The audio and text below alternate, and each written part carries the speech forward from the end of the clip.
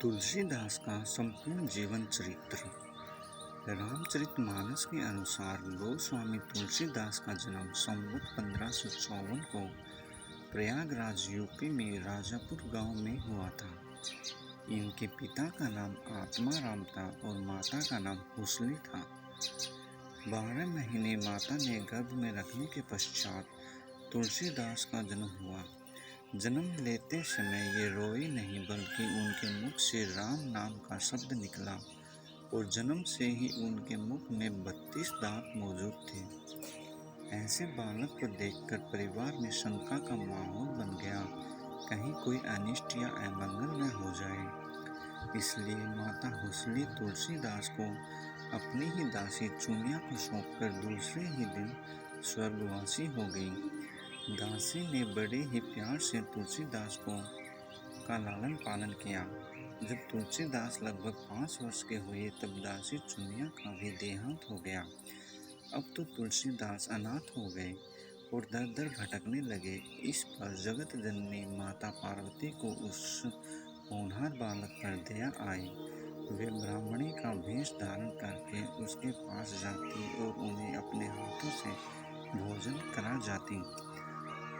तुलसीदास का राम नाम राम बोला से तुलसी राम कैसे पड़ा, जानते हैं इसके बारे में। जन्म के समय उनके मुख से राम नाम का शब्द निकलने से उनका बचपन का नाम ही राम बोला पड़ गया था। नरहरि बाबा ने इस प्रतिभाशाली बच्चे को अपने सानिध्य में रखकर दीक्षा दी और उस राम बोला का नाम विधि पूर्वक तुलसी राम रखा। बिना सिखाए ही तुलसी राम ने गायत्री मंत्र का उच्चारण करना शुरू कर दिया और सबको चकित कर दिया। अब वे गुरु के सानिध्य में ही अयोध्या में रहकर विद्या अध्ययन करने लगे। उनकी बुद्धि बड़ी प्रखर थी। कुछ वर्षों के बाद तुलसीदास काशी आकर शेष सनातन जी के आश्रम में 15 वर्षों तक वेद वेदांत का अध्ययन किया।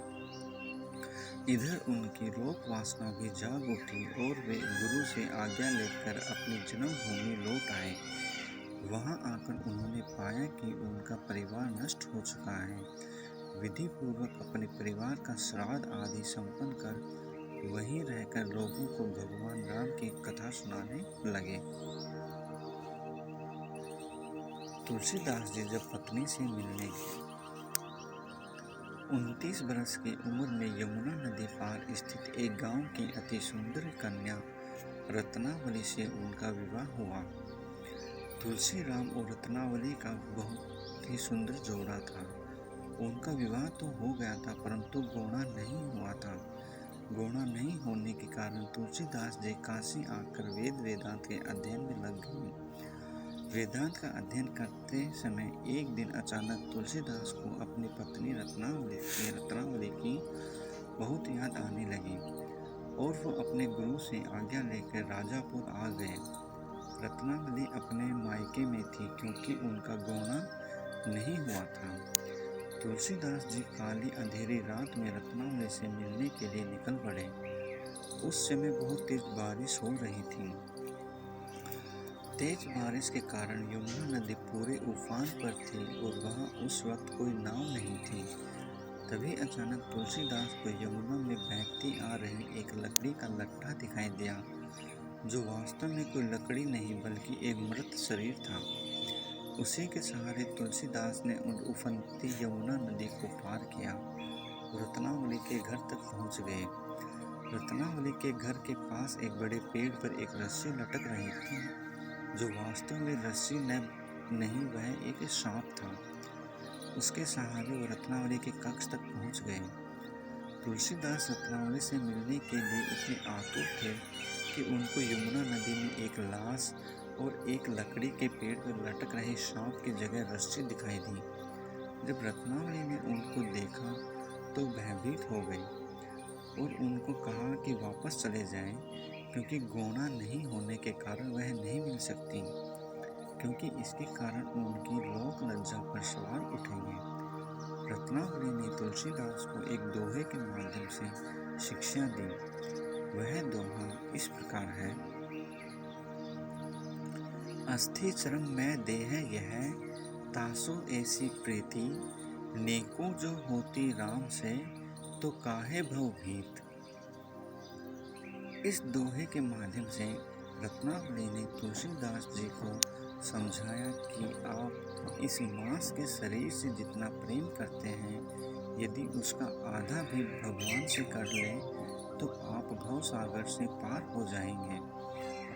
इस दोहे का तुलसीदास जी के जीवन पर इतना प्रभाव पड़ा कि उन्होंने अपना पारिवारिक जीवन त्याग दिया और गांव आ गए। वहाँ पर साधु बनकर लोगों को श्री राम कथा सुनाने लगे और श्री राम की भक्ति में लीन हो गए। तुलसीदास जी ने संपूर्ण भारतवर्ष में तीर्थ यात्राएं की थी। तुलसीदास जी द्वारिका, पुरी, बद्रीनाथ, हिमालय और रामेश्वरम में लोगों के बीच जाके और वहाँ के लोगों के बीच में श्री राम का गुणगान करते हैं। अपना अधिकतर समय उन्होंने काशी, अयोध्या और चित्रकूट में व्यतीत किया, परंतु अपने आखिरी समय में काशी आ गए। वो अब श्री राम की भक्ति में लीन हो गए। वो हर समय उठते बैठते श्री राम का नाम लिया करते थे। रामचरितमानस की रचना। चित्रकूट के 80 घाट पर उन्होंने 1580 महाकाव्य रामचरितमानस लिखना शुरू किया। तुलसीदास जी ने इस ग्रंथ को 2 वर्ष 7 महीने और 26 दिन में पूरा किया।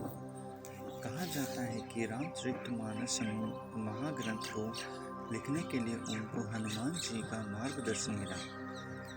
तुलसीदास जी ने अपनी कई रचनाओं में यह उल्लेख किया है कि उनकी हनुमान जी से कई बार मुलाकात हुई है। वाराणसी में तुलसीदास जी ने हनुमान जी के लिए संकट मोचन हनुमान मंदिर स्थापित किया था। तुलसीदास जी के अनुसार उन्हें हनुमान जी ने आशीर्वाद दिया, जिसके कारण ही तुलसीदास को श्री राम जी के दर्शन हुए।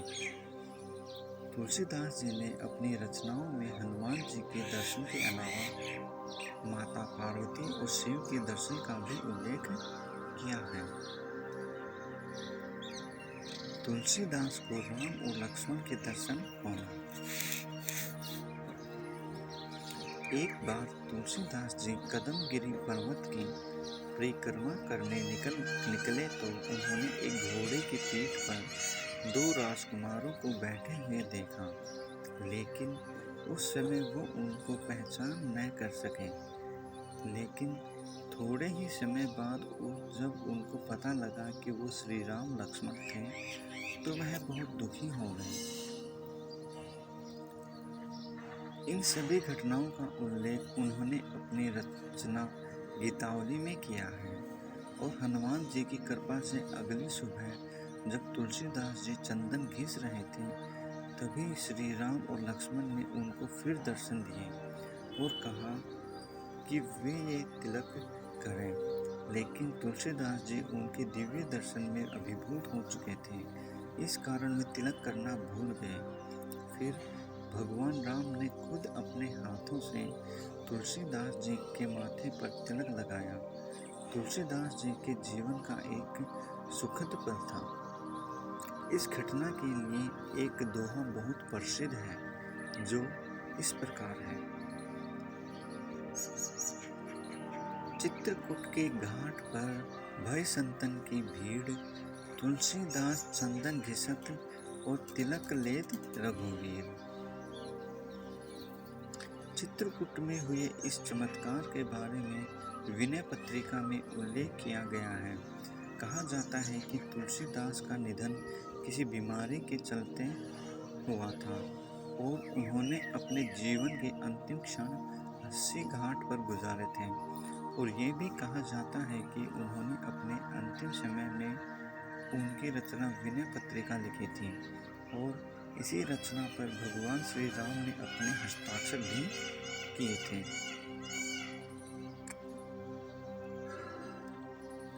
विनय पत्रिका को पूरा लिखने के बाद 1623 ईस्वी में तुलसीदास जी का देवलोक गमन हो गया।